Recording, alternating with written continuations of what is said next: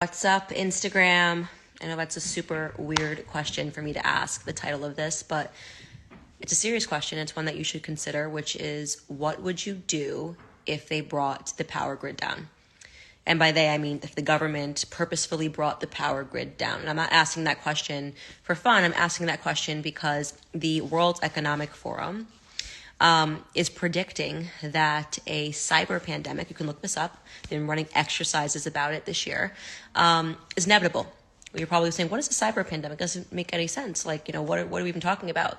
Well, first and foremost, the reason I'm even paying attention to the World Economic Forum and their exercises is because they notoriously, in 2019, ran an exercise for a coronavirus pandemic that oddly all became true. I mean, without one slight difference. They said that the coronavirus was going to escape from a wet market in South America. Of course, when the coronavirus swept the world in 2020, they said that it escaped from a wet market in China. You can still look that up, by the way. That's not a conspiracy theory.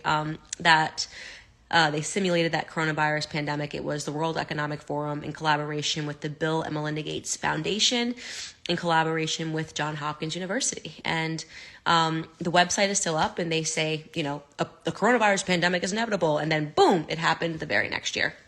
So people say it's a conspiracy theory to believe that they knew that the coronavirus pandemic was going to happen. You don't have to believe it was a conspiracy theory, or you can believe it wasn't a conspiracy theory. It's up to you. I don't really care. The point is that they made the prediction, they called it inevitable, and then it happened immediately. So for me personally, that signals to me that I should probably pay attention the next time the World Economic Forum makes a prediction and calls it inevitable. And lo and behold, they are predicting that a coronavirus pandemic, a cyber pandemic, is going to happen, and that it is once again inevitable. So if you look into the exercise that they have run this year, I believe they ran it in July.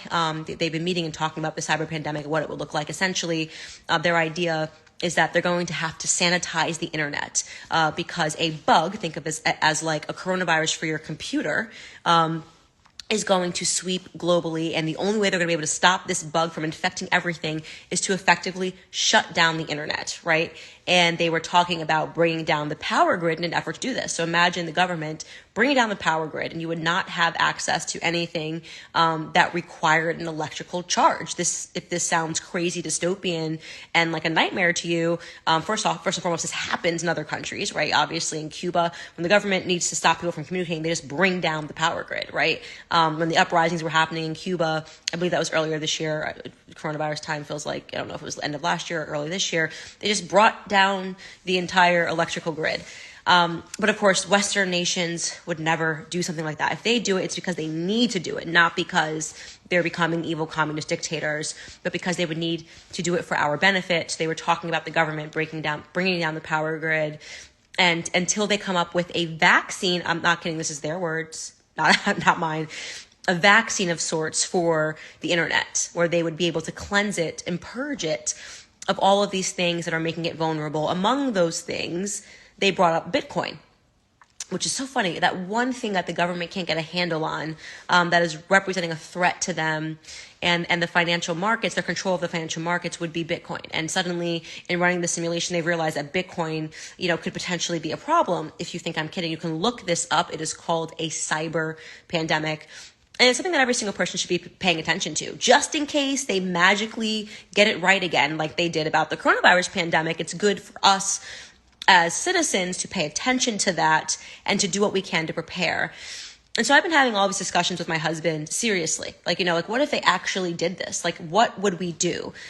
And it's made me realize that we're a very weak generation of people. And I'm talking about weak, I'm talking about millennials, I'm talking about, perhaps even the baby boomers, of how little we actually learned about survival. And we so often talk about how the governments are right now teaching kids nothing, right? These kids are learning about race, and they're learning about, pornographic material in school as we're discovering a day by day. They're learning about how to be woke, and we're like, these kids are so dumb because they're not learning math, they're not learning engineering, and they're not going to be able to do anything in life because they're not learning any hard academics, any hard skills. And I've talked about that so much until I started talking about this potential cyber pandemic, and I realized actually my generation was also dumbed down.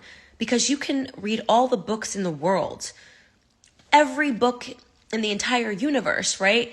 But if you don't actually know how to grow your own food, if you don't actually know how to survive off of your own land, how smart are you? We have convinced ourselves, especially me, I grew up in Connecticut, like coastal elites, very close to New York City. Like, we have convinced ourselves, and the people that live in these cities, Los Angeles, people that live in New York, as they're saying, we need the Green New Deal, get rid of this, so we don't want to be dependent on our own energy. Like, we'll send it overseas. We have convinced ourselves that we're so forward and we're so progressive that we're actually regressive. We don't know anything. We don't know how to grow our own food. The majority of us know how to grow our food. I have made it my entire initiative since moving to Tennessee is for my husband and I to be able to do everything by ourselves. Fortunately for me, my husband is a hunter. So you can take your picket signs and take them somewhere else because I don't care. My husband hunts. Good. That means that we know how to survive a little bit if we're in the wild, right? He's hunted his entire life. I said to my husband, I need to learn how to grow vegetables. Like, this is the most important thing. I need to be able to learn how to grow vegetables. We're going to get some chickens. Like, I never thought I would say this. Like, we're going to be getting chickens next year because I want to be able to know that we have food on our own property. I do not want to be a dependent. So for so long, I had in my head that if you're not on welfare, right, then you're not government dependent, but that is so wrong, right? If you don't know how to survive, if you do not know how to grow your own food, if you don't know how to make a fire, I mean, think about everything you would have to know if the power grid was taken down. Like, imagine how many things you'd have to know, right? And then I was saying to my cousin earlier, I was saying how weird it is every time if I have a question about something, even if I'm working on a recipe, I'm like, oh my God, what is the ingredient for this again? And I Google it. Everything you have to Google, you don't actually know. You're relying on the internet to tell you something that you don't actually have stored in your own brain, right? So we're so convinced that we're so forward and we're so progressive because we can get an answer fired back at us in a couple of seconds. But in reality, we don't know anything. If you have to ask Google, you don't possess the information within your own mind. So I said to my husband and I said to my cousin, like, I want to start buying books, right? The recipes are no good if they're online, right? The knowledge of how to grow your own plants is no good if you're looking it up online. I want copies of hard books. I want the books and the knowledge in my house, even chemistry, basic chemistry, and basic means of taking care of yourself. Like, what do you actually know about colloidal silver? What do you know about how to treat something, what your body actually needs? All of these things that we thought were so backwards and that big pharma saved the day because we can just go get a prescription. Well, what if you needed to create your own prescription? What do you actually know about how to survive by yourself? What do you know that you can take that will make you better? If you get a burn, if you get sick, what are the things that actually help you in your own household? What can you have? What can you possess that will make you better? All of this stuff, like, you should be thinking about now, right? You should be thinking about it now. This is not a conspiracy. This is common sense, right? If you don't know how to survive, how would you convert salt water into drinking water? Do you know how to do that? Isn't it funny that all these people that live in between New York and LA, people that the media has smeared as backwards, as not knowing anything, right? These Bible Belt Southern Christians with their farms and their goats and their sheep, this whole idea that they've tried to create about people in the South and people in the Midwest. And these people are so much smarter than these journalists and these media members who sit up on their high horses and talk down to them. Because you know what? If the government brought down the power grid, these people would be just fine. They would be unaffected. They'd say, yeah, you can take your latte and your Starbucks all the way back to New York and LA. We're good here. And it's something that I think you should especially be thinking about now for all of you people who voted for Biden and actually thought you could just keep printing money. And now you're realizing, oh, wait, we can't. And gas prices are through the roof. And I don't really know what I'm going to do as I'm watching the government actually impoverish me, right?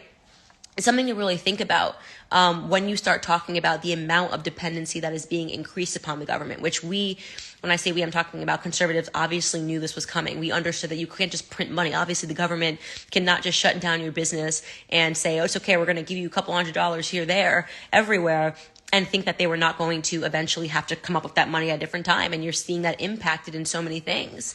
And I don't know, it's just a conversation that I've been having with myself and with my family around me that, like, if this actually happens, if their predictions become true, what would we actually do? What would you actually do? What do you actually know how to do? What do you know about anything in the wild? Could you survive in the wild? Could you survive in your own house?